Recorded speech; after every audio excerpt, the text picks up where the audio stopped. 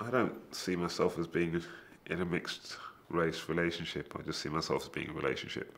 It's only apparent when things like this come up in my head. Um, I don't know if I agree with that. I think I am aware that I'm in a mixed relationship, and perhaps it's something that I'm proud of. When I look at my daughter, I feel very proud that I have this beautiful, beautiful daughter that I've created with my husband, who is of another race. And I think actually I feel quite proud of our family. I think that was probably one of the main learning points really in the early years, was some friends who stayed with us, some friends who kind of drifted away for other reasons, for various reasons, but the need was for us to establish some form of community and our place within it. And therefore, as Jazz has said, we tried to meet with other couples, other mixed couples, as part of that, to develop a sort of a community of people in the same situation as ourselves, because we're feeling that they knew what it was like. But with any community, there's a range of different perspectives, and some of those mixed couples didn't feel the way we felt for various reasons. Perhaps their families were at different levels of acceptance and things like that. Because of the experience you had of being rejected by your family and wanting to separate yourself from some of the cultural expectations of being an Asian girl growing up, that the Asian culture didn't really come into the relationship much. It came in more once Belle's family opened the doors to us and gave us acceptance, and we joined in with them more.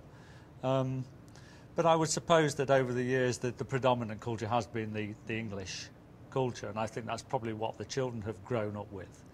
And it's only in the last few years where you've been more confident in your own desire to embrace your culture and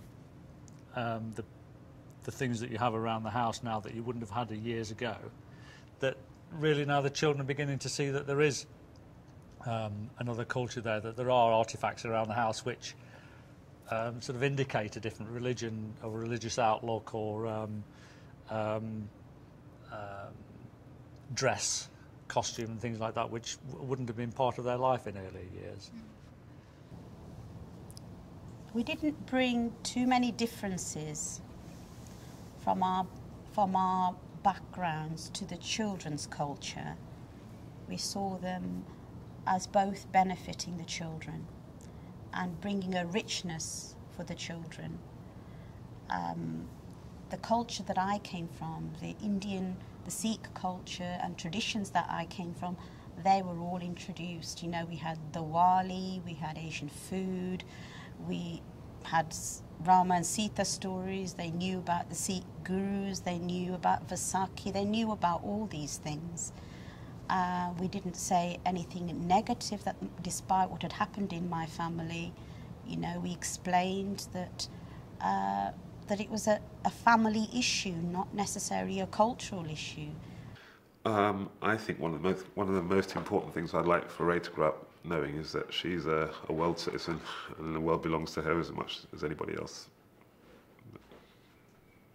All these different identities, I think they think it's fantastic today, young people, that they can have lots of aspects of their identity, and they see it as a positive thing, and they will declare it to their friends, which is great. We want her to be very proud of both her African and Jewish heritages, and British as well. So, but it also relates to her name. I know we mentioned briefly that Makori was made up, but it's actually the name of a West African cherry tree that you can get in Ghana, but also in Hebrew it means how you doing.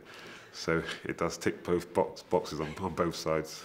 So, but I mean, I'm happy, and I'd like for her to be proud of her Ghanaianness and her Jewishness and her Britishness, but I'd just like for her to be a happy person, be happy with herself, because I don't really think maybe knowing a bit about your history will help you to know about who you are, but essentially you've got to know the things that make you happy and know that you're loved, and I think that's more important than anything. they're like us and they're different as well. They're their own people, and I think we didn't want to make the mistake that we just, you know, label them as being Indian or English or whatever. They are their own people with their own, what they want to do, how they want to define themselves, and that's very, very important. Not to define them by who we are, but how they want to be defined. Mixed race children have the right to do that.